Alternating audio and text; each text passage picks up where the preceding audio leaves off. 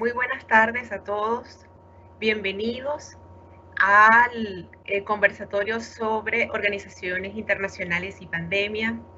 Para nosotros es un verdadero honor estar con todos ustedes, con el público presente, tanto estudiantes de Derecho como público en general, que se ha interesado en estos temas, que además nos atañen a todos sin excepción. Estamos en casa por causa de la crisis sanitaria generada por el coronavirus.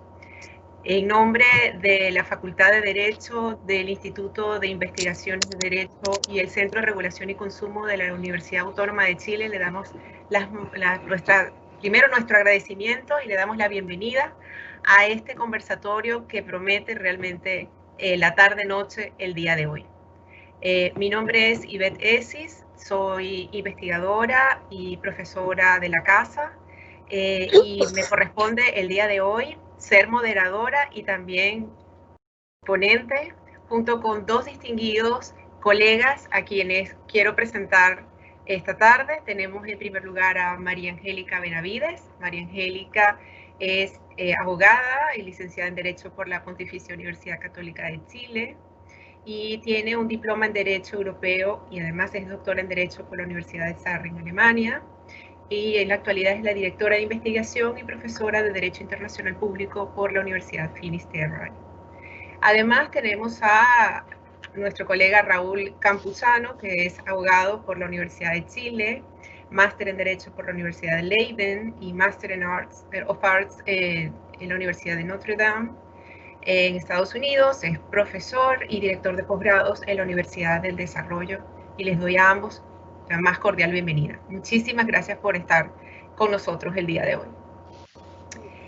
Fíjense, hemos tenido distintas pandemias y yo estaba tratando de revisar qué teníamos antes del coronavirus, qué hemos vivido previamente, al menos que nosotros recordemos.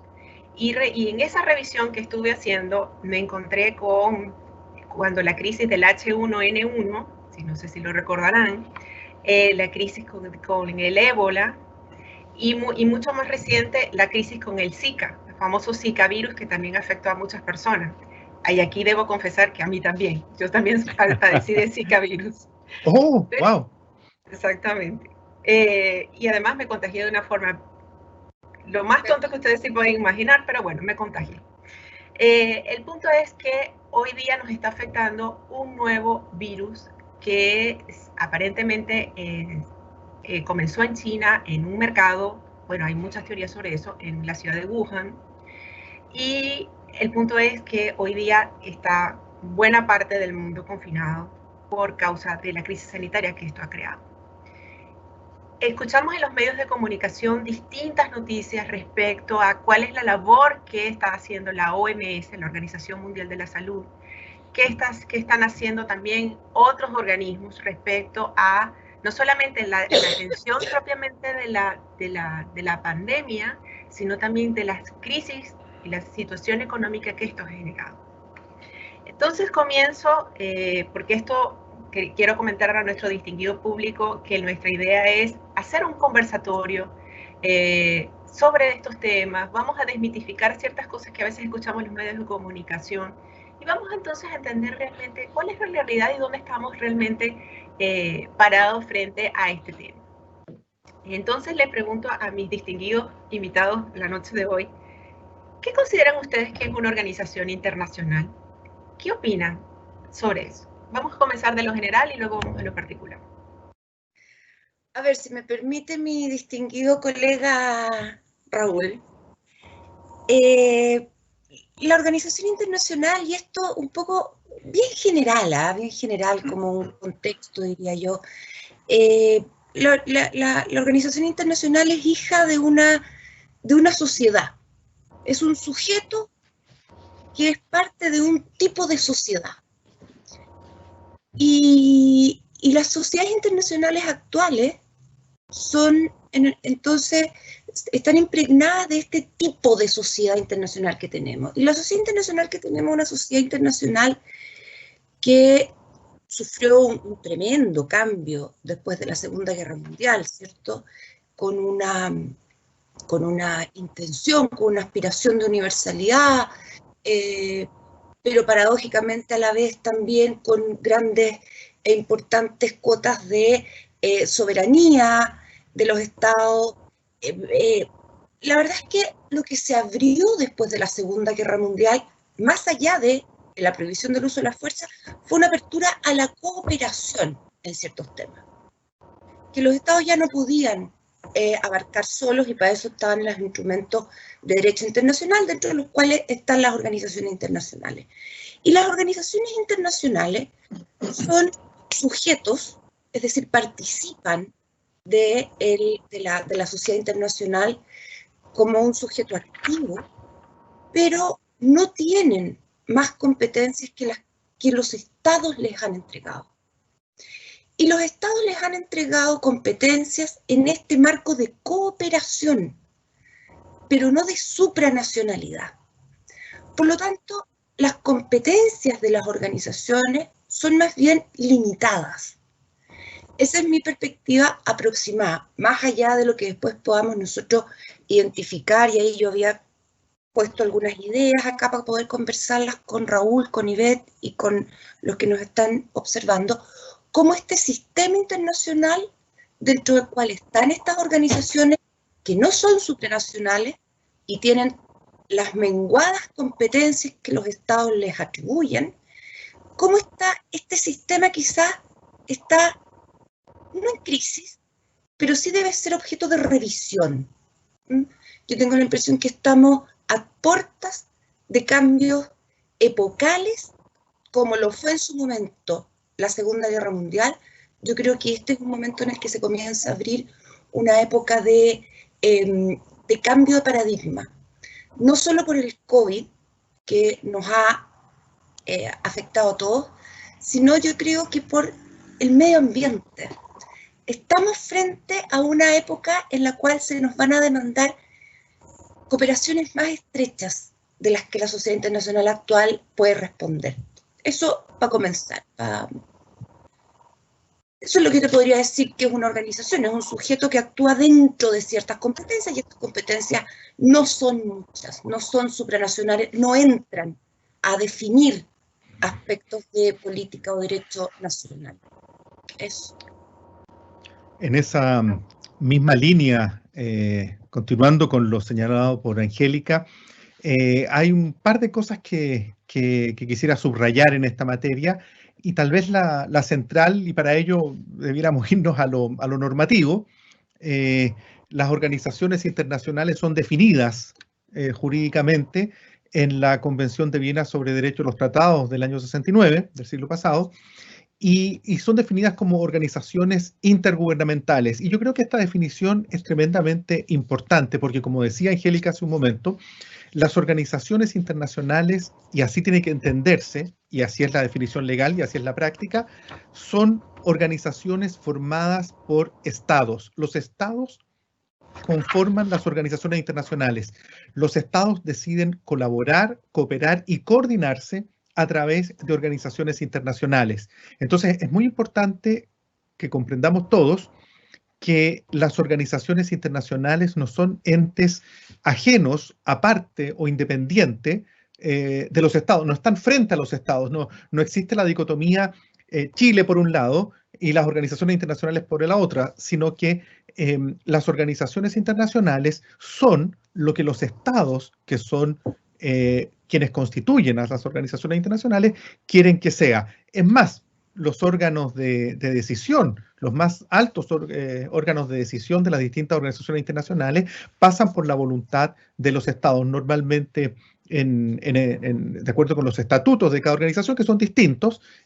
Hay fórmulas de toma de decisiones, pero esa toma de decisiones siempre va de la mano con la voluntad de los estados. Exactamente, y de hecho, siendo las organizaciones internacionales producto de ese acuerdo y ese consenso, y gracias a ese tratado constitutivo que finalmente las crea, define en buena medida cuáles son las funciones que ellas deben tener.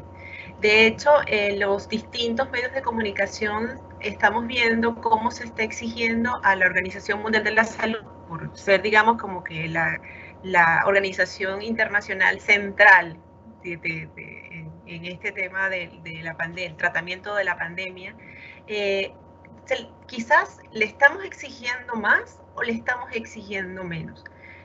¿Qué opinan ustedes sobre eso? Yo tengo la impresión que a la OMS se le puede exigir lo que puede legalmente hacer. Y como decía Raúl, su quehacer está limitado por su tratado constitutivo. No es un órgano resolutivo, salvo que los estados así lo determinen en algunos momentos.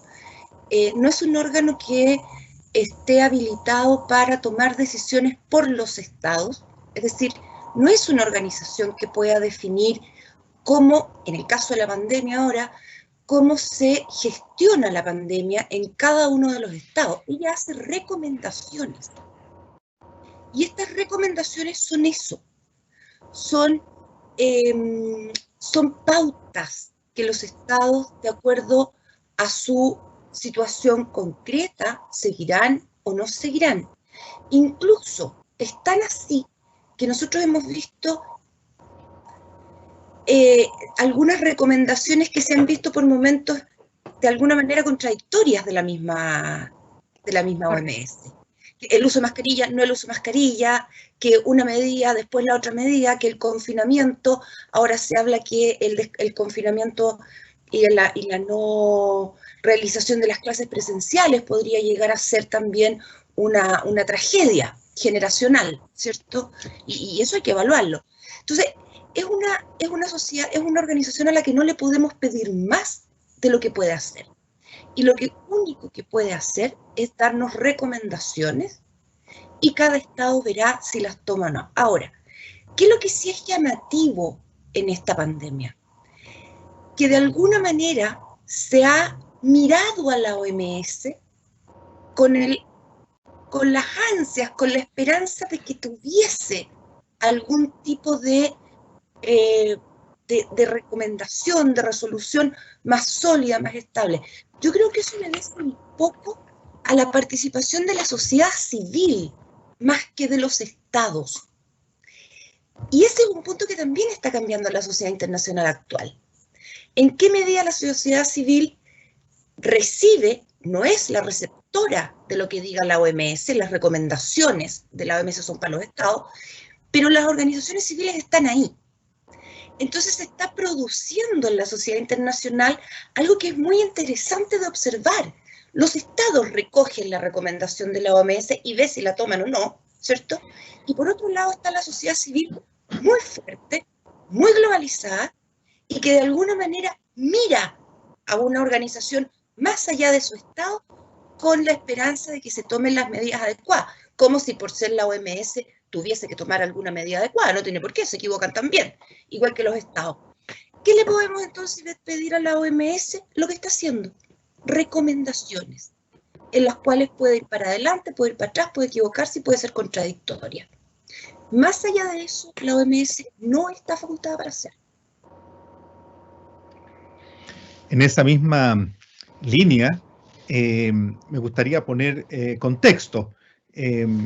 Lo primero que hay que entender bien es que la Organización Mundial de la Salud, OMS, es un producto directo del proceso que se suscitó inmediatamente después del fin de la Segunda Guerra Mundial. Claro. Es una organización que fue creada el año 1948 dentro del seno de la Organización de Naciones Unidas. Entonces, el primer dato es que la OMS es Naciones Unidas, no es algo distinto, separado de Naciones Unidas, sino que es parte del trabajo y de las distintas agencias y organizaciones que existen en el contexto de Naciones Unidas. Tiene su sede en Ginebra y en el mundo contemporáneo es la principal autoridad en materia de información científica y de salud pública. Es una organización relativamente grande, tiene un número importante de oficinas más allá de su sede central en Ginebra, tiene una serie de misiones sobre el terreno por las distintas situaciones y emergencias de salud y sanitarias que se van suscitando en el mundo. Ivette señaló algunas de ellas de los últimos años tiene fondos también específicos para determinadas materias, y es un espacio, un foro permanente de reflexión sobre distintos temas de salud pública. Sería largo enumerar todas estas funciones, pero piensen ustedes que entre ellas existen, me consta porque estoy cercano a algunos académicos que trabajan con especialistas de temas de bioética, de tratamientos médicos, de decisiones sobre pacientes, y existen estos comités de bioética que son coordinados por la OMS, en los que también se trabaja en esa materia. Entonces, la OMS no solo trabaja con pandemias o epidemias o virus, sino que también con todos los temas relacionados con la salud pública. Tiene un ámbito de atribuciones y de trabajo inmenso, realmente muy grande. Es también un repositorio de información bastante significativo. Y otro dato que es interesante es que no hay una organización paralela, distinta, separada, de la magnitud o relevancia de la OMS. Eso quería aportar. Pero es interesante sí que la OMS, y disculpa Ivette, que eso es ella, es una coordinadora de estudios, información y repositorio, y aúna proyectos de investigación, ¿cierto? Pero no tiene una actuación propiamente intrusiva en los estados. ¿Ah? Eso es porque es heredera de esta sociedad, es una heredera intergubernamental, es una sociedad intergubernamental. Entonces, se le está pidiendo mucho. Tenemos una pregunta del público que Andrés nos pregunta lo siguiente: las organizaciones internacionales como la OMS deben cumplir con una serie de funciones y mandatos, y los instrumentos que tienen a su disposición para cumplir con esas funciones. ¿No debiera poder desarrollar nuevos instrumentos?, nos pregunta. ¿No debiera la doctrina de los poderes implícitos de las organizaciones internacionales jugar un papel más importante en esta crisis? ¿Qué opinan ustedes respecto a eso? Yo tenía otro comentario, pero vamos a ir contestando también las preguntas del público. Raúl, parte usted, no siempre las mujeres primero. Muchas gracias, Angélica. Lo primero que hay que decir sobre la pregunta es que la OMS, como toda organización internacional contemporánea, tiene las atribuciones y potestades que su texto constitutivo le entregan. Y este texto constitutivo fue reflexionado, decidido, acordado y redactado por los Estados miembros de la organización, que constituyen la organización en su estatuto constitutivo. Por lo tanto, no puede hacer más ni debe hacer menos de lo que su estatuto constitutivo así señale. Ahora bien, con el paso del tiempo, las organizaciones se van modernizando, actualizando, van tomando nuevas atribuciones, van dejando otras, pero todas esas decisiones se van tomando de acuerdo con la voluntad de los estados. Ese es un elemento que es absolutamente clave comprender e insistir en ese elemento. Las organizaciones no son autónomas, tienen ciertos grados de funcionamiento. Esto no quiere decir que los estados están permanentemente presentes en cada una de las decisiones administrativas, domésticas o menores de las organizaciones. Hay un gobierno interno, evidentemente. Cada organización internacional tiene un gobierno interno. Tal vez la más conocida, la más grande, es la Organización de Naciones Unidas, que tiene un secretario general, y ese secretario general tiene también atribuciones y puede hacer determinadas cosas. De la misma forma pasa lo mismo con la OMS. El tema es que en los grandes temas y en las grandes decisiones, la organización siempre va a tener que observar y seguir los lineamientos que los estados miembros le indiquen. Y en ese sentido, también hay que señalar algo que es de la práctica. No imaginemos a las organizaciones viviendo y actuando de espaldas a los estados, sino que muy por el contrario. Los estados tienen muchas formas de expresar su opinión, sus intereses y sus preferencias a las organizaciones internacionales, más allá de las instancias formales que existe y que tiene cada organización. Los estados expresan su voluntad y los ejecutivos a cargo de las organizaciones internacionales también van ponderando, van escuchando, van sintiendo la voluntad de los estados, el sentir de los tiempos y van actuando de esa manera. Lo que está detrás de todo esto es algo que no hemos explicado y que creo que tal vez sería interesante explicarlo, particularmente si hay estudiantes universitarios en el público que están estudiando. Las organizaciones internacionales existen y existen de la forma que existen por derivación directa de la forma en que la sociedad internacional ha decidido organizarse en los tiempos actuales. Los tiempos actuales que ya vienen de hace unos 300 años más o menos. Estoy pensando desde la paz de Westfalia con los tratados de Münster y de Osnabrück.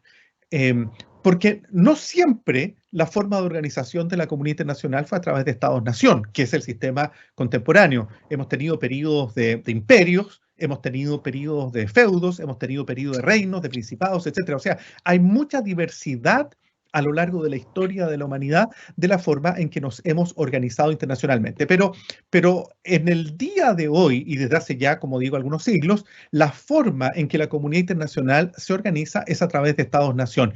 Y el dato clave para entender a los Estados-nación es una palabra, y la palabra es soberanía. Los estados son soberanos, los estados son autónomos e independientes, no reconocen una autoridad por sobre ellos mismos. Ese es un dato clave para entender el funcionamiento de las organizaciones internacionales. Para decirlo en términos muy coloquiales, si me lo permiten, las organizaciones no son jefas de los estados, sino que precisamente sucede lo contrario. Los estados son los jefes, son los mandantes de las organizaciones, que son las mandatarias, son las que deben cumplir con lo que los estados están decidiendo. Aquí lo que se intenta, esto ya es más discutible y opinable, pero desde mi perspectiva es cuadrar un círculo. ¿Cómo lograr una organización, una forma de trabajar y de entendernos, colaborar y cooperar planetaria en circunstancias que estamos organizados sobre la base de elementos que son soberanos, que son autónomos, que son independientes entre sí? Imaginen por un momento el símil de si en Chile, en vez de ciudadanos, cada uno de nosotros señalara que es soberano, por lo tanto no acepta órdenes o instrucciones de nadie más, del ordenamiento jurídico nacional, de la judicatura nacional, de la administración nacional, sino que yo soy, si pudiera darse una situación como esta, al poco andar, evidentemente, todos nos daríamos cuenta de la necesidad de colaborar, de cooperar, de trabajar en conjunto y empezaríamos a pactar, el pacto, el contrato, el acuerdo. Bueno, precisamente eso es lo que los estados han hecho y siguen haciendo, que es pactar. Pactan a través de tratados multilaterales, bilaterales, que son acuerdos. Ya que nadie manda a nadie, colaboremos, pongámonos de acuerdo. Y en ese ponernos de acuerdo, evidentemente que hay ciertos espacios de cesión de soberanía o de autonomía. El caso de la Unión Europea es un ejemplo de libro sobre la materia. El punto es, y con esto termino, el punto es que los estados, al decir y al optar por cooperar y por colaborar, han descubierto que una fórmula tremendamente adecuada para ello es a través de que ellos mismos, los estados, constituyan organizaciones internacionales que tienen mandatos específicos. En el caso que nos ocupa, la Organización Mundial de la Salud tiene el mandato de hacerse cargo de los temas de salud pública planetaria. Sí, yo ahí quisiera agregar a lo que dijo Raúl de forma perfecta. Para responder la pregunta de los poderes implícitos. La teoría de los poderes implícitos existe, efectivamente, y está dentro de la teoría de las organizaciones internacionales. Ahora, la teoría de los poderes implícitos no significa, y los estados así lo han señalado y no avalan, que la teoría de los poderes implícitos signifique que yo, organización internacional, tengo 3 funciones y para poder desarrollar una, voy a crearme una fórmula de obtención más eficaz que significa imposición jurídica a los estados. Eso no es la teoría de los poderes implícitos. sino que son mecanismos, algunas actividades, algunas resoluciones que facilitan el actuar y el desarrollo de las competencias que los estados les dieron. Los poderes implícitos no significa ampliar los que ya tienen, sino que hacer más efectivos solamente los que han recibido por parte de los estados. Y lo que señalaba Raúl sobre la organización, y esto es, sobre todo si hay estudiantes entre el público, yo a mis alumnos se los digo mucho, a ellos les va a tocar administrar un mundo que va a tener otro tipo de escenarios. Ellos van a enfrentarse a realidades que no son las nuestras. Y en esas realidades a ellos les va a tocar plantearse hasta qué punto no será conveniente traspasar algún tipo de soberanía para los temas que son globales. Yo insisto, y yo a mis alumnos se los digo, este año se los repetí mucho, el problema global que nos enfrentamos, una enfermedad altamente contagiosa, termina en pandemia. Un derrame de petróleo grande, 2 o 3, perjudica a 3 o 4 estados. Las contaminaciones atmosféricas ahora son tremendas. Es decir, los problemas a los que ellos se van a enfrentar como sociedad internacional no son los nuestros. Y ahí van a tener ellos que pensar y generar doctrina, ¿cierto?, para poder llegar a acuerdos de cómo administrar este mundo para todos. Pero yo tengo la impresión, visto de afuera, que aquí hay un paradigma que está cambiando. El paradigma de que nos encontramos frente a una crisis de la magnitud de la pandemia del COVID, ¿cierto?, donde no solo es un problema de salud, es un problema económico y al final es un problema de pobreza que genera círculos viciosos. Entonces, ese tipo de problemas a los que nos enfrentamos y que nos vamos a enfrentar más seguido, lo del calentamiento global, es un hecho, ¿no? Yo antes no creía y soy una redimida. El calentamiento global existe, lo que pasa es que siempre ha existido, si este mundo ha pasado de la glaciación a la desertificación, pero lo estamos acelerando. Y esos problemas requieren de tomar decisiones. Y esas decisiones que son de sobrevivencia, por eso yo hago la analogía con la guerra. Yo por eso digo que este es un momento epocal como lo fue la Segunda Guerra Mundial. Y así como se tomó la decisión de quitarse una parte de la soberanía en el año 45, no más uso de la fuerza, yo tengo la impresión que estamos abriéndonos a un escenario donde los estados, poco a poco, no es lo que hay ahora, pero poco a poco van a tener que ir entregando algunas cuotas de administración de ciertos elementos. Tengo la impresión. Yo a lo mejor, yo creo que Raúl ahí no puede estar muy en desacuerdo conmigo. 100% de acuerdo, totalmente de acuerdo, 100% de acuerdo, en todo. Pero el problema, disculpa, Ivette, que como estamos, además esto de ver solamente dos caras, parece que estuviéramos entre los tres nomás y uno se le olvida que hay más gente. Pero el problema es que estamos en una sociedad de Estado-Nación y cuando hay grandes crisis, la paradoja es que si bien nos necesitamos, los estados se retraen. Entonces, romper esa forma paradójica de comportarse frente a problemas globales es el desafío que tiene la generación que viene. Y además de desafíos, yo creo que la pandemia nos ha hecho repensar muchas cosas, ¿no? Lo conversábamos, y aquí le comento al público una infidencia. Ayer, preparando este conversatorio, lo hablábamos. O sea, la pandemia ha hecho repensar mucho nuestra propia rutina, nuestro día a día, nuestra manera de trabajar, en fin. Pero ahora, volviendo al tema de la OMS, hay algo que me llama mucho la atención respecto a lo que ustedes han hablado y el público también ha preguntado. Y ese mandato específico que hacen los estados a través de ese tratado constitutivo que crea la organización internacional, pero también, y comparto la opinión también de Raúl en el sentido de que la organización internacional tiene vida propia, sí, pero tampoco divorciada de los propios estados que la han creado. Conversando y de hecho revisando un poco material sobre este tema, estuve revisando el Reglamento Sanitario Internacional, del que también se ha hablado mucho en las noticias. Digo, bueno, vamos a leer, a ver qué realmente dice el reglamento. Y me ha llamado poderosamente la atención 3 artículos, que me hace pensar incluso en el accountability de la propia organización. ¿Qué quiero decir yo con esto? El artículo 6 y 7 del reglamento indica que los propios estados tienen la obligación de notificar cualquier evento que pueda afectar la salud colectiva, ¿ok? Y inclusive facilitar todo tipo de información de importancia a la OMS. Porque claro, de repente la propia organización no está por saber qué está pasando en algún lugar recóndito del mundo, vamos a estar claros. Pero también es como una recíproca obligación, porque por otro lado, también la OMS, en el artículo 11, un poco más adelante, establece también la obligación de la OMS frente a los estados de aportar información.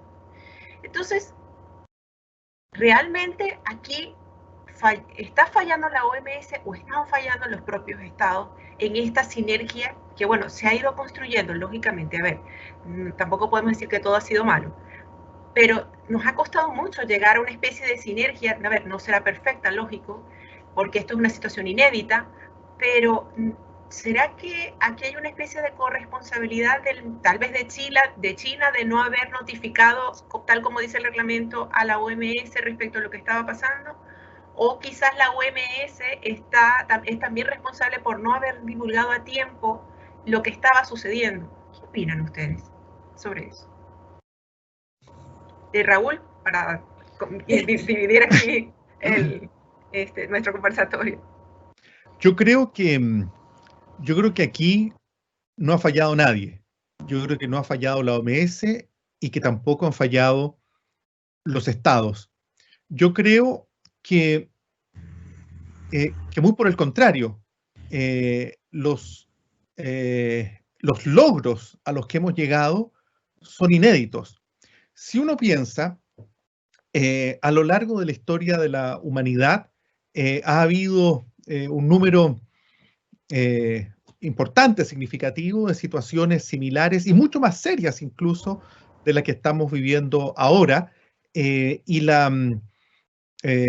Dicho sea de paso, no puedo dejar de hacer propaganda, pero acabamos de sacar un libro que es sobre la década de los años 20 del siglo pasado, y la subtitulamos como una década de contrastes, porque si uno recuerda lo que fue ese inicio de los años 20, de los locos años 20 del siglo XX, hay un paralelo tremendo. Piensa tú que la década comienza con la parte final de la gran pandemia mal llamada gripe española, en la que las cifras de muertos varían entre 50 y 100 millones de personas. 50 y 100 millones de personas, estamos hablando de esa cifra. Ahora, ¿por qué tenemos un gap tan grande de 50 a 100 millones de personas? Precisamente porque no existía la OMS en ese tiempo,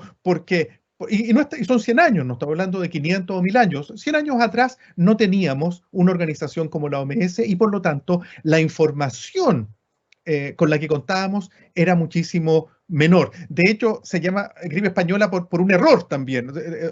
O sea, hay un tema de nomenclatura, de prensa, de mitos, y a lo largo de la historia, si uno mira los periodos en que ha habido epidemias importantes, partiendo por tal vez la que más ha golpeado a la memoria colectiva occidente, que es la peste negra, la peste bubónica, en la Edad Media europea y del Medio Oriente, y que está, como digo, en el consciente colectivo de todo Occidente, fueron momentos en que aparecieron las ideas más peregrinas, más absurdas, más supersticiosas y más crueles también entre los seres humanos. Entonces, desinformación, miedo, angustia y decisiones tremendamente desafortunadas.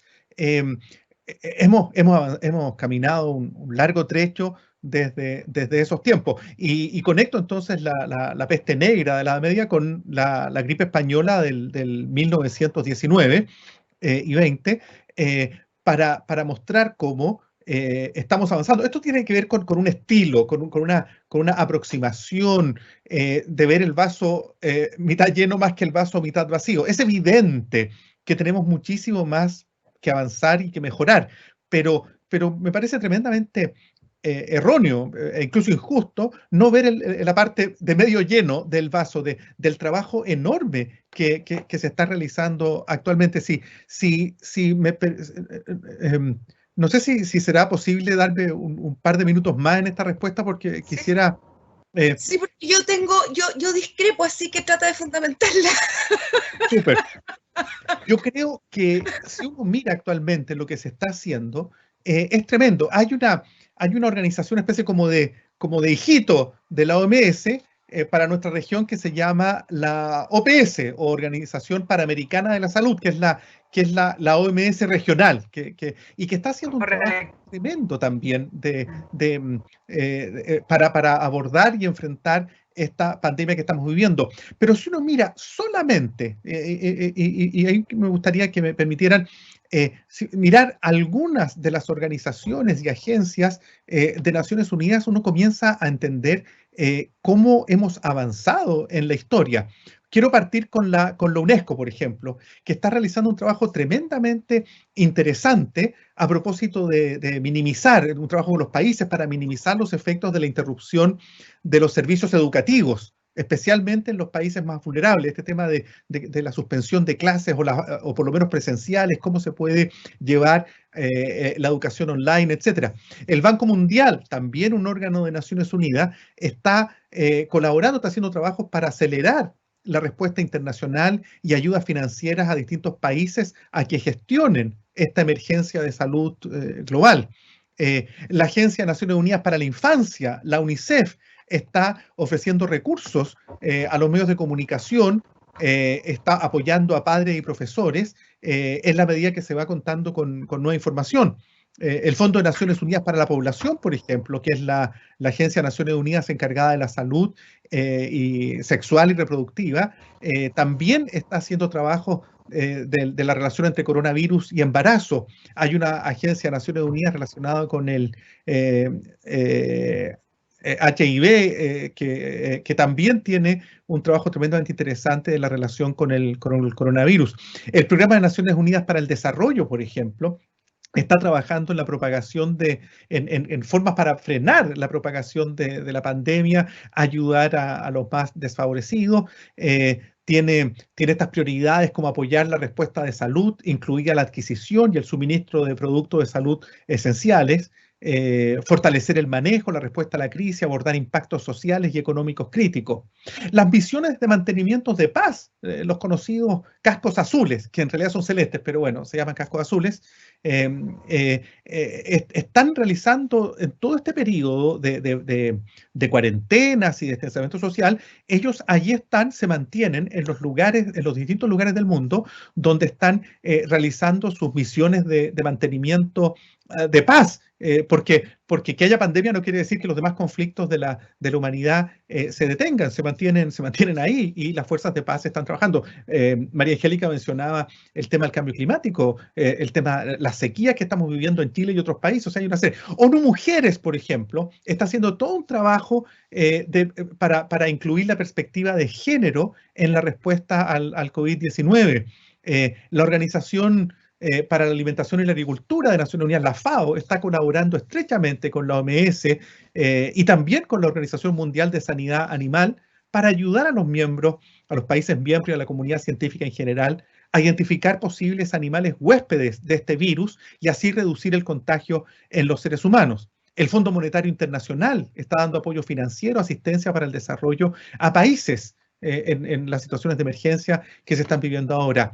La Conferencia de Naciones Unidas para el Comercio y el Desarrollo, la UNCTAD, está vigilando efectos de la pandemia en la industria, en el comercio, la inversión extranjera directa, el crecimiento económico.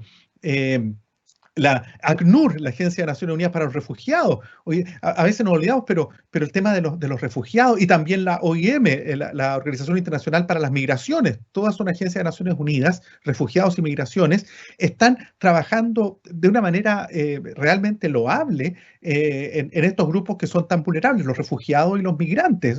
A veces uno se olvida, uno piensa, bueno, ahora tenemos que preocuparnos de no contagiarnos, etcétera, pero hay una serie de personas que están en una situación desmedrada, desamparada, y ahí están los oficiales, los agentes de Naciones Unidas en terreno, trabajando con los refugiados y con los migrantes. Los objetivos de desarrollo sustentable también. Se está trabajando en estos momentos en Naciones Unidas alrededor de los ODS, cómo poder actualizar los ODS, porque la pandemia y otras razones también están llevando al fracaso de estos objetivos. Pero también la OIT, la Organización Internacional del Trabajo, el mundo del trabajo se ha visto profundamente afectado por esta pandemia. Hay perturbaciones no solamente a la salud, sino que también a nivel económico, a nivel social, hay desempleo, puede venir una recesión, una crisis económica importante, y eso pone en peligro los medios de vida, los medios de trabajo de millones de personas.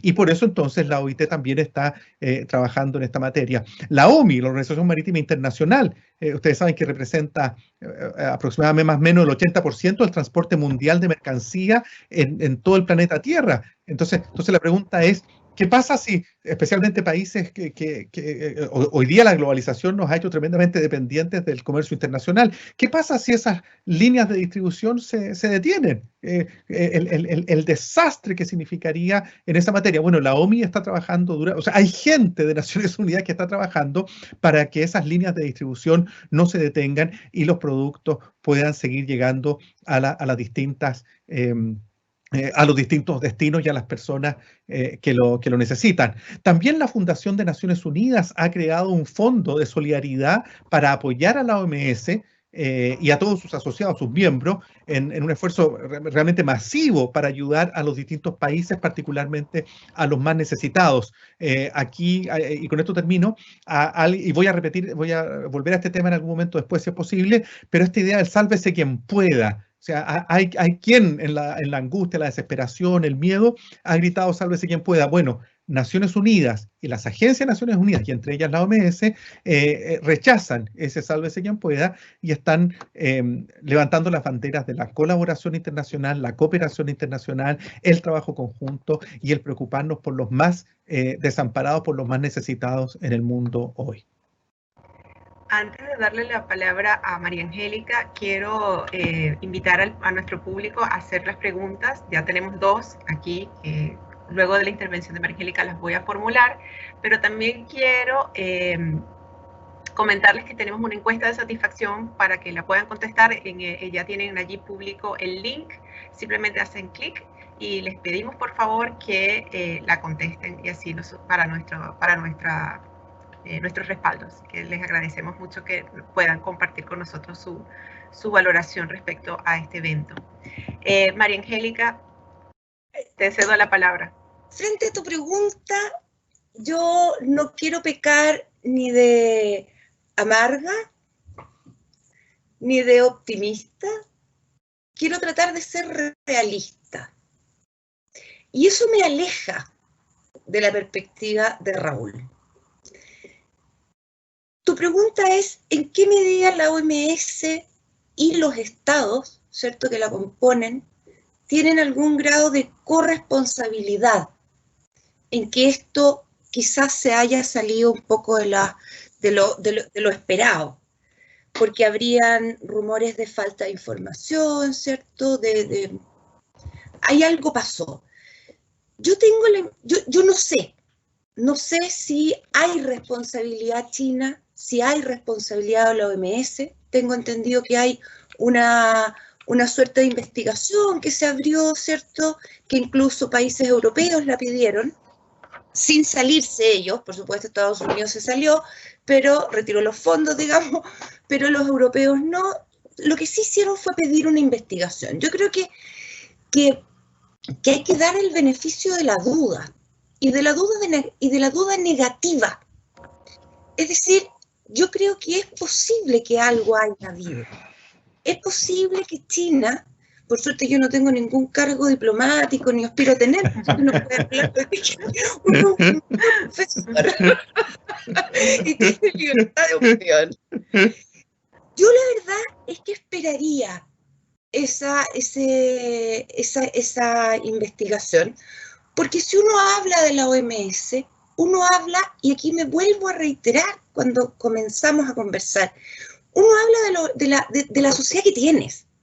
Y a China, si hay algo que uno no le puede atribuir, es su transparencia. Y con esto no estoy pecando de nada, digamos, o sea, es Vox Populi. Ellos no son transparentes, ¿cierto? Entonces, ¿existe algún grado de responsabilidad?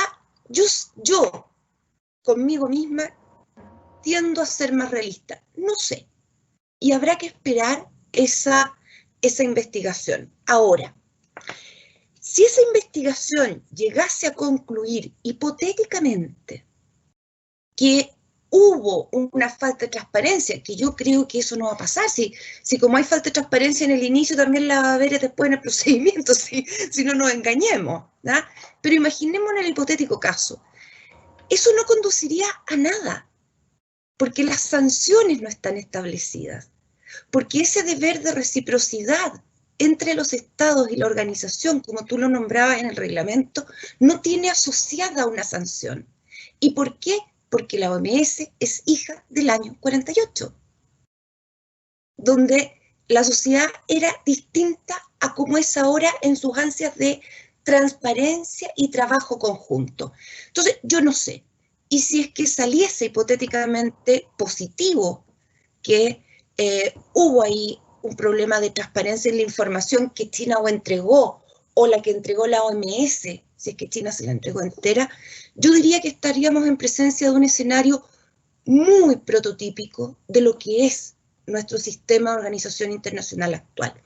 Eso no significa que todo lo que dijo Raúl no existe, eso existe. Por supuesto que cada organización, dentro de su competencia, y aquí yo quiero subrayar las frases que usaba Raúl, intenta hacer, está haciendo lo que puede. Es cierto que están todas las organizaciones desplegadas para, en su ámbito, lograr relacionarlo con la crisis que genera la pandemia, pero en lo que pueden, dentro de lo que pueden. Y yo creo que no es malo ser realista en el sentido de que esto no funciona de otra manera. Y el desafío es repensar eso. Yo creo que más que ser autocomplacientes con el sistema que hemos creado, es analizarlo y decir qué es lo que nos están diciendo los acontecimientos para el sistema internacional que necesitamos para los próximos 50 años.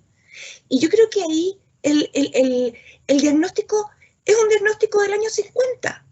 Tenemos la sociedad del año 50, la estructura orgánica del año 50. ¿Ya? El comercio, como decía Raúl, funciona, por supuesto, pero lo del comercio es lo que internacionalmente mejor funciona en este mundo. Porque ahí hay ganancias directas para los estados. Entonces ahí la verdad está hecho en la medida de tratados entre los estados. La verdad es que ahí a mí no se me ocurriría que existiese un log, diría un hoyito, digamos, una fisura en la estructura. De hecho no la hay, no la hay. Y el sálvese quien pueda es doloroso, pero cuando nosotros, y yo quiero llamar mucho la atención a los alumnos que están presentes, esa es la sociedad que tenemos, y no es que quiera ser amarga, yo soy realista. El sálvese quien pueda es tan así que cuando Chile trajo los respiradores, fue casi una operación secreta. Entonces, sí hay el sálvese quien pueda. Es cierto que las organizaciones internacionales, y en esto yo les saco el sombrero, están haciendo dentro de sus competencias lo que pueden. Pero yo no sé si ese lo que pueden es suficiente para los desafíos que parecen proyectarse en el futuro. Yo tengo la impresión que no. Por ahora es lo que hay. Eso. Sí, debo confesarles que yo hice un ejercicio, y aquí ya deja de ser privado para ser público, pero yo cuando estuve revisando, y aquí les comento esta anécdota, cuando estuve revisando el reglamento, busqué la palabra sanción o amonestación con la lupa de búsqueda y no conseguí. Y yo dije, bueno, entonces, ¿qué tenemos en el ámbito de la OMS respecto, más allá de los avisos que hay en la página web? ¿Qué hay? Y encontré entonces que la Asamblea Mundial de la Salud, que en mayo de este año, solicitó al director, y de ahí viene la solicitud precisamente de los países europeos, de buscar un sistema imparcial para que evalúen una forma independiente e integral realmente cómo se está implementando, ¿no?, el propio reglamento, ¿no? El propio reglamento sanitario internacional, con lo cual entonces esto nos hace pensar que, claro, evidentemente las organizaciones internacionales también son perfectibles. O sea, tampoco es que estamos hablando de una estructura absolutamente rígida, sino que esto, con el tiempo, y lógicamente esta situación nos ha hecho pensar que evidentemente hay que mejorar y debemos mejorar. Y comparto también el hecho de que han hecho lo que han podido hacer. Entiendo perfectamente lo que ha comentado Raúl y lo que ha comentado María Angélica, pero pienso que todavía falta mucho por hacer. Esto no ha hecho otra cosa sino mostrarnos las falencias que existen, y la idea es no quedarnos con eso, sino, en vez de tener una actitud reactiva, sino decir, ok, muy bien, ¿y ahora cómo resuelvo este problema? Y porque puede venir una segunda pandemia, uno no lo sabe, porque incluso ya están comentando de un segundo rebrote, por lo menos en Europa ya se está hablando con mucha preocupación, sin hablar entonces de lo que nos puede ocurrir a nosotros en América, que estamos con un retraso respecto a eso. Hay dos preguntas que tenemos con el público que agradezco mucho, y la primera es sobre la participación de la sociedad civil, que está tomando cada vez más fuerza en el desarrollo de las políticas públicas. Entonces, ¿cómo podrían lograr las organizaciones civiles una autoridad en el desarrollo de las políticas y las legislaciones a futuro? Y la segunda pregunta es, con lo que ha pasado en el mundo, ¿hay alguna forma de recuperar la confianza en las organizaciones internacionales? ¿Qué opinan al respecto? A ver, la segunda pregunta no es una cosa de confianza. Yo creo que las confianzas con las organizaciones internacionales no se han roto.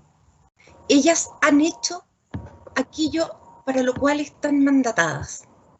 No se ha roto ninguna confianza. Y de verdad es cierto que uno a veces escucha algún escándalo de corrupción por aquí, por allá, pero si uno tuviese que evaluar en general, ellas han respondido. Y han respondido porque son depositarias de la voluntad de los estados. Entonces, no hay confianza que esté quebrada, ¿no? Si ellas son lo que son, mandatarias, esos son. Y los estados son sus mandantes. Entonces, yo no dejaría crecer en nadie la impresión que aquí hay una confianza quebrada. Yo creo que hay quizás una inadecuada entrega de competencias, pero eso es algo que hay que evaluar con tiempo, cuáles son, cómo hacerlo, ¿ya? Pero ellas no han tenido ningún quiebre hasta el momento, y por el actuar de una persona tú no puedes, además, juzgar la actuación de una organización de 50 años, que ha sido por lo demás muy exitosa en muchas situaciones de salud. Entonces yo creo que eso sería injusto con la OMS. Y la otra pregunta, la sociedad civil, no son sujetos de derecho internacional, no lo van a llegar a ser, no son legitimados activos, no crean normas, ¿cierto? No crean organizaciones internacionales, ese es el Estado. El rol que tiene la sociedad civil, y yo creo que en parte ha sido un poco también la sobreexposición que ha tenido la OMS por el eco que tiene sus recomendaciones en la sociedad civil. Yo creo que la sociedad civil es mutatis mutandis, con las distancias debidas que hay que guardar. Es la sociedad civil nacional, ¿ya? Donde ahora la globalización en las comunicaciones permite que esta sociedad civil esté hiper interconectada. Entonces haya mucha caja de resonancia, lo que genera ella.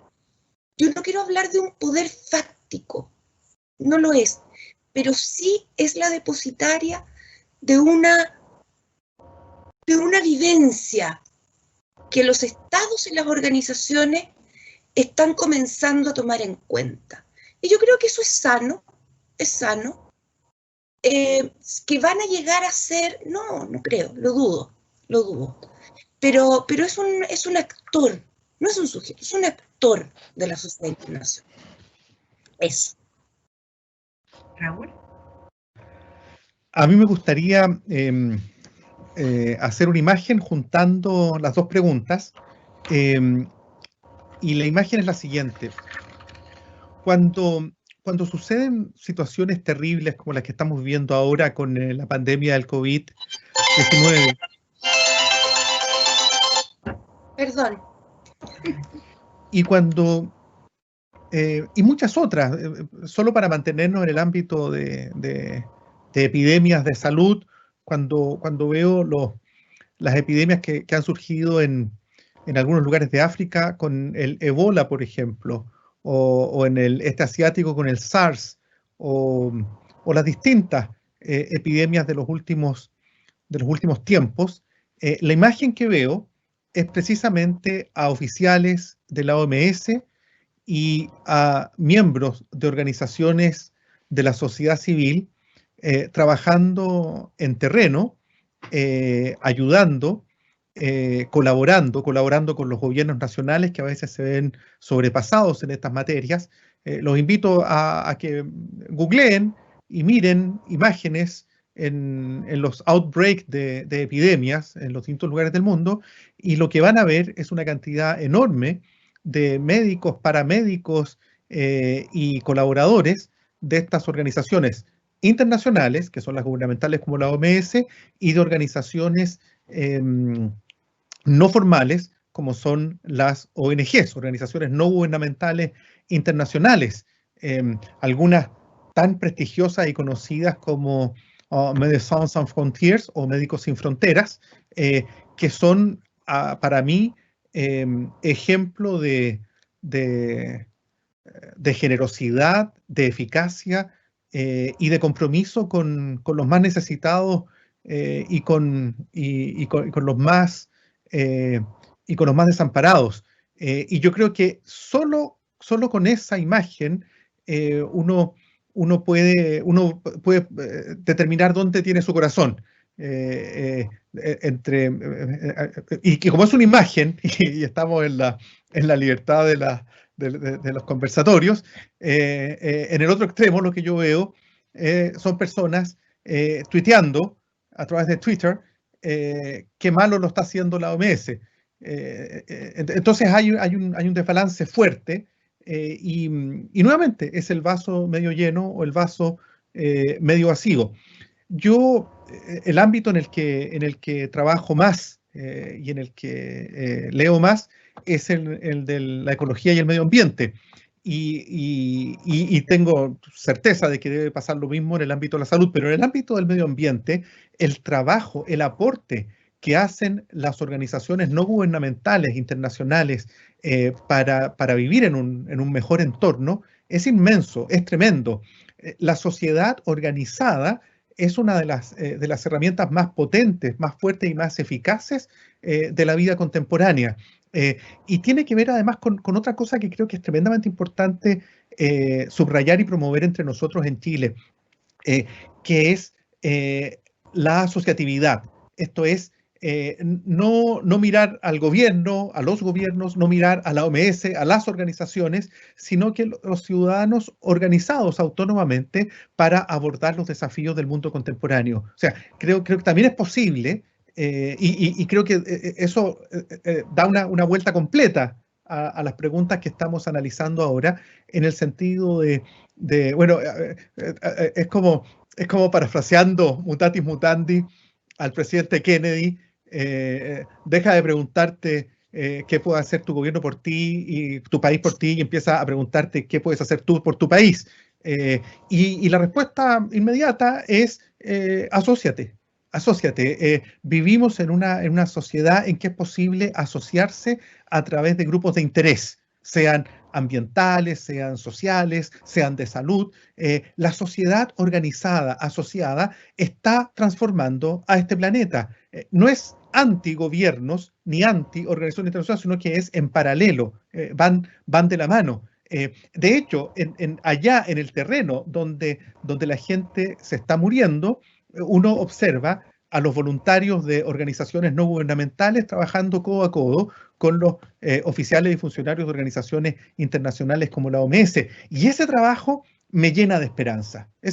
Y ahí es donde yo pongo el acento. Nuevamente, se trata de acentos. Ahora, por supuesto que sería absurdo desconocer todo el ripio que hay en las organizaciones internacionales, ripio que tiene que ver con muchas cosas, tiene que ver con que algunos funcionarios no están a la altura de sus mandatos, hay situaciones de corrupción, también hay situaciones de simplemente mal gobierno, de incapacidad intelectual para sacar adelante las mejores decisiones, pero también hay presiones de los estados en un lado y otro, hay acusaciones, hay una serie de elementos con los que las organizaciones internacionales tienen que lidiar permanentemente, una tremenda incomprensión a veces de ciertos sectores de la ciudadanía sobre el trabajo que se hace en estas organizaciones, y aún así ahí están y continúan trabajando. Entonces,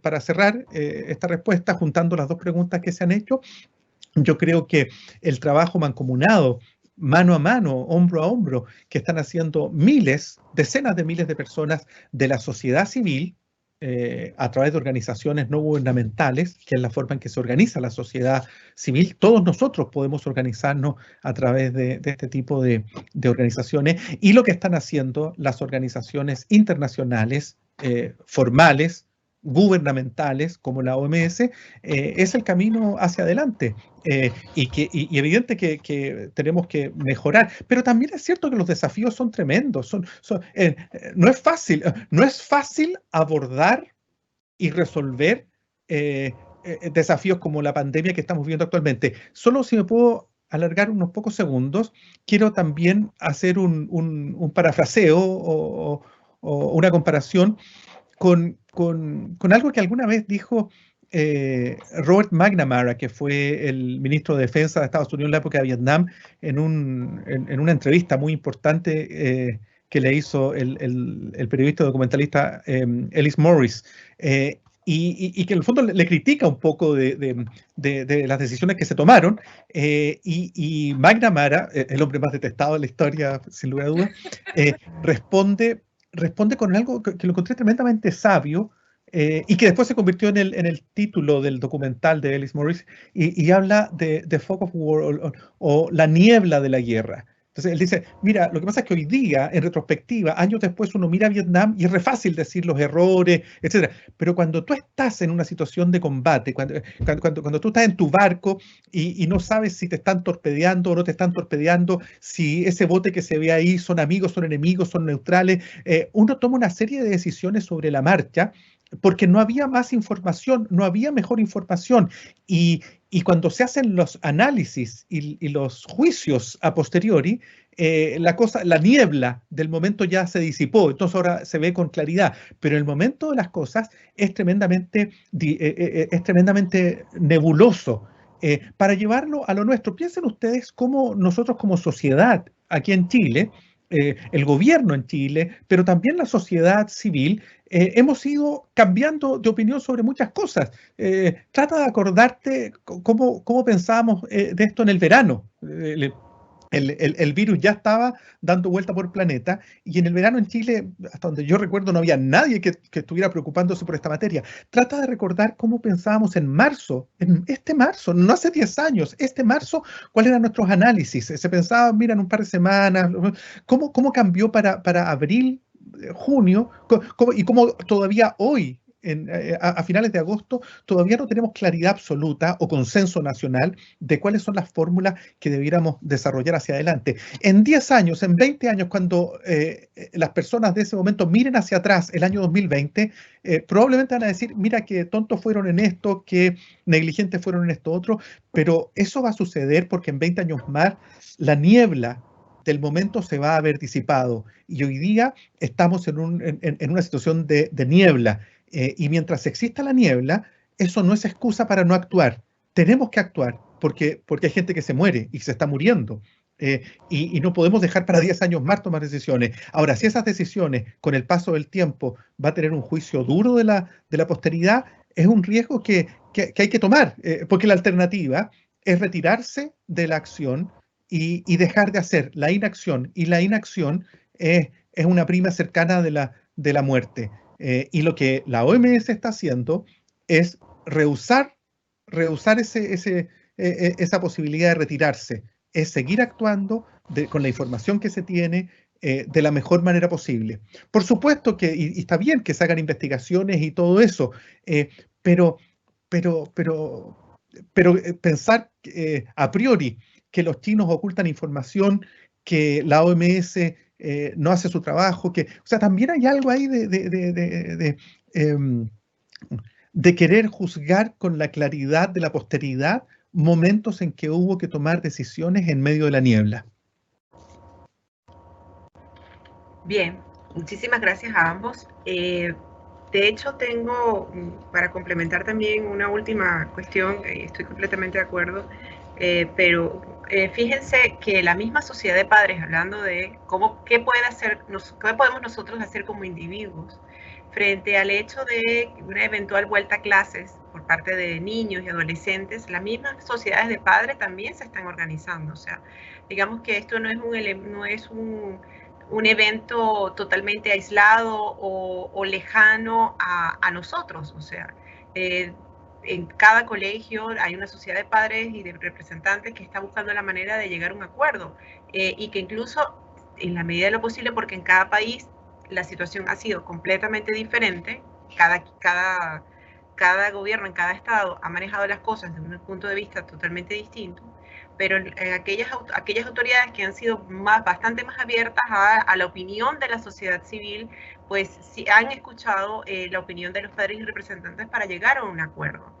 Y ya un ámbito un poco, digamos, más, digamos, profesional, por llamarlo de alguna manera, la Cámara de Comercio Internacional, que es un gremio de comerciantes, o sea, no es una organización internacional propiamente dicha, ellos también tienen un programa de donaciones muy interesante. De hecho, viendo las noticias, ya han recaudado más de $200 millones y ese dinero se va a donar también a la OMS en todas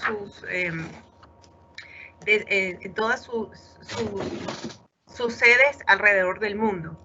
Con lo cual, yo creo que al final, para salir de esto, necesitamos sí o sí una sinergia entre todos, definitivamente. Hay una pregunta que nos hace el público y ya con eso creo que vamos a comenzar a ya cerrar nuestro conversatorio, y es si creen ustedes que las organizaciones internacionales están preparadas para este rebrote. ¿Qué opinan ustedes sobre eso? Yo tengo la impresión que en los países están muy preparados todavía para el rebrote. La verdad es que no hay decisiones muy tomadas. Ahora uno ve que en todos los países cada medida que los gobiernos toman es criticada. Los estados no están preparados. Yo creo que hay, por supuesto, una serie de aprendizaje forzoso, ¿cierto?, en estos 3-4 meses, protocolos que ya están bastante sentados, ¿cierto? Hay también una infraestructura que se ha podido adecuar, al menos en países como el nuestro, que dicho sea de paso, tenemos que tenemos suerte, digamos, ¿eh? Algunos le dirán suerte, otros le dirán buena gestión, pero nuestra situación de infraestructura es buena. Si las organizaciones están o no preparadas para esto, lo más probable es que para una pandemia de las características de esta tengan eso mismo aprendido. Algunos protocolos, algunos sistemas de coordinación. Sí, yo creo que sí, pero como decíamos al principio, todo para ser gestionado dentro de sus competencias. Querido Raúl.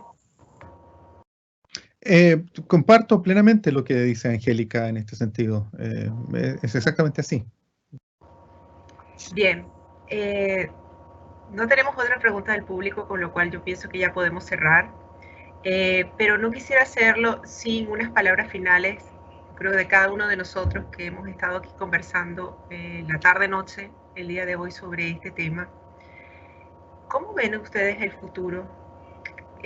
Evidentemente las organizaciones, después de todo esto, las organizaciones internacionales también, al igual que lo estamos haciendo nosotros, estoy segura que ellos también estarán pensando cómo actuar de ahora en adelante. Pero, ¿qué opinan ustedes? ¿Cómo ven el futuro respecto a toda esta situación? Yo, para dejar a mi amigo Raúl, que a mí me encanta escucharlo, y antes de que termine voy a dar los agradecimientos por haber podido compartir con él este coloquio, un gran conversador. Yo te decía, Ivette, un gran conversador. Yo no sé si hay que esperar de las organizaciones internacionales una proyección, una meditación. Si ellas están dentro de su actuar, ellas pueden mejorar su gestión. Eso sí, ellas pueden de alguna manera, dentro de sus poderes implícitos, ¿cierto?, de la teoría de los poderes implícitos, mejorar sus gestiones. Ahora, ¿cómo yo veo el mundo? No sé, yo creo que lo que decía al principio, yo siento, presiento y deduzco por lo que leo, por lo que escucho, que estamos en un momento epocal donde la cuestión va a ser qué tipo de multilateralismo vamos a tener. Tal cual. No sabemos.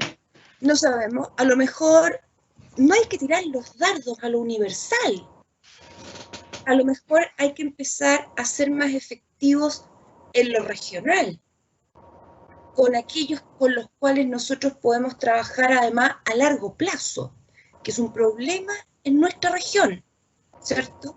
Es decir, que tengamos políticas, que acordemos en la región políticas de Estado, no de gobiernos, como Prosur, una cuestión muy de gobierno, muy circunstancial, sino que de qué manera nosotros vamos de a poco generando lazos estatales de largo aliento que nos permitan ir enfrentando estos desafíos que no van a ser nuevos, y ya están acá.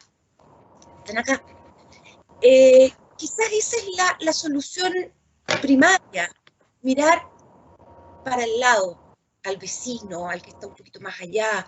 No sé si la respuesta sea a este tipo de conflictos tan universal. Yo ahí, eso es lo que... Pero yo estoy expectante, ¿eh? Y espero que en 30 años más leer un libro y que todo esto decantó en algo, en un sistema multilateral eficiente. Universal o regional, no importa. Raúl. Eso.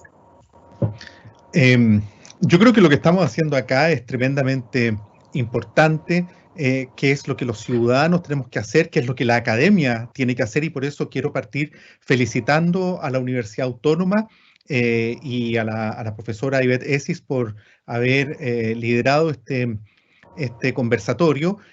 Creo que la Universidad Autónoma está en el registro correcto al promover este tipo de actividades y que sea abierta al público, de manera tal de ser un contribuyente a una reflexión que es académica, pero que al mismo tiempo es coloquial, como lo hemos hecho en esta tarde. Y por todo ello, felicito a la universidad y la insto a que continúe realizando actividades de esta naturaleza y de otra, pero siempre en el objetivo de ir generando conocimiento, reflexión, debate, conversación entre todos los distintos actores de nuestra sociedad. En segundo lugar, expresar mi infinita alegría de tener el privilegio de conversar con la profesora María Angélica Benavides de la Universidad Finisterre. Es siempre un agrado yo creo que no es casualidad, no hay casualidades, ¿ah? No es casualidad que su doctorado, que ella se haya doctorado en Alemania, porque si ustedes se fijan, la rigurosidad de su análisis, la claridad de sus conceptos y ese realismo que ella misma reconoce y observa, es algo tremendamente refrescante en nuestro debate y en nuestra conversación en el tiempo actual, y muy necesaria. El país necesita rigor de análisis, necesita claridad, necesita lógica, y en ese sentido la profesora Benavides es un ejemplo de ello. El futuro. Yo creo que estamos en los albores de una nueva época en la historia de la humanidad. Como lo ha dicho la profesora Benavides, pareciera ser que el multilateralismo nuevo... a ver, hay quien dice que el multilateralismo está en crisis actualmente entre nosotros, y que, como dije hace unos minutos atrás, hay quienes dicen que existiría una especie de sálvese quien pueda flotando en el aire. Pero la realidad, creo yo, es que estamos empezando a darnos cuenta de que si de verdad queremos salvarnos, el sálvese quien pueda no va a salvar a nadie. Así es. Entonces, lo que yo invito y propongo es que no nos quedemos en el área chica, que si la OMS lo hizo bien, que si los chinos, que si el presidente de los Estados Unidos, que el gobierno, que la izquierda, que los europeos, que los ricos, que los jóvenes. Hay tanto ruido en esa mirada. Invito a que volvamos a levantar la cabeza para mirar el cielo y su infinito. Las viejas rencillas, tanta rencilla, tanto Montesco y Capuleto discutiendo entre nosotros, debieran quedarse atrás.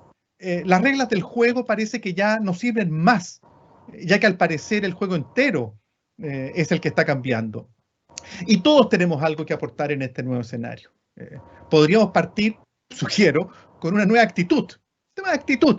Mira qué increíble. No tema de financiamiento, actitud. Algo así como traté de decirlo hace unos minutos atrás, dejar de poner tanta atención, en si el otro lo está haciendo en forma óptima, y empezar a ver si yo mismo estoy haciendo algo. Porque muchos, algo pequeño, terminan haciendo algo grande. Y aquí está la clave de lo que estoy tratando de decir. O mantenemos nuestras rencillas y desconfianzas y nos vamos hundiendo todos en las arenas movedizas de este siglo XXI tan telúrico, o aprendemos a confiar en el otro y empezamos a cooperar y a trabajar de forma colaborativa. El siglo XXI está mostrando que será distinto a todo lo que conocemos, a todo lo que hemos experimentado en la historia. Entonces, parece de toda razonabilidad que debemos empezar a prepararnos, y que la forma de hacerlo es entrenarnos en abordar la complejidad y la incerteza. Eso debiéramos enseñar en nuestras universidades y colegios, a navegar en océanos respecto de los que no tenemos mapas y que no sabemos sobre sus puertos. Y algo va a suceder. Puede que lleguemos a un puerto, o que no lleguemos a puerto alguno, o que no haya puerto al que llegar. Y entonces, ¿qué haremos? Un camino es desesperarnos en la infinidad del desconocido mar, añorar el viejo y querido pasado de respuestas conocidas, añorar los puertos de antaño, la cálida modorra de las respuestas totales que nos dieron las ideologías, las religiones, los líderes carismáticos y populares, tan típicos del siglo XX. Y que, dicho sea de paso, a lo largo de la historia, nos entregó las cruzadas, el holocausto y la bomba atómica. Pero hay otro camino. Frente a ese mar infinito que no conocemos y que puede que tenga puertos muy lejanos y ocultos, o que no haya puerto alguno. En este segundo camino, sin puertos divisables, podemos aprender a disfrutar la navegación permanente, el asombro, la curiosidad, el descubrimiento, el surcar las olas entre camaradas que se apoyan durante el viaje. Esa es la oportunidad que tenemos frente a nosotros. Ese es un futuro posible. De nosotros depende, y solo de nosotros, de todos nosotros, tú, yo y los otros, que devenimos finalmente en un fiero y determinado nosotros. Muchas gracias. Caramba, muchísimas gracias. De verdad que qué bonito, qué bonito. Yo pienso que hacía mucha falta escuchar un comentario de esa naturaleza. Definitivamente, se los digo con total honestidad. Son momentos complicados y yo creo que aquí la clave también es ser resiliente, porque también entrar en las diatribas de quién pudo hacer o no hacer, el problema es que el tema es que ya lo tenemos, está con nosotros, tenemos que hacer un poco como los suecos, de aprender a convivir con el virus, pero al mismo tiempo qué vamos a hacer y cómo nos vamos a acomodar para el día de mañana, porque la vida continúa, ese es el punto. Quiero agradecer muy sinceramente tanto a María Angélica como a Raúl su muy gentil aceptación de participar en este conversatorio.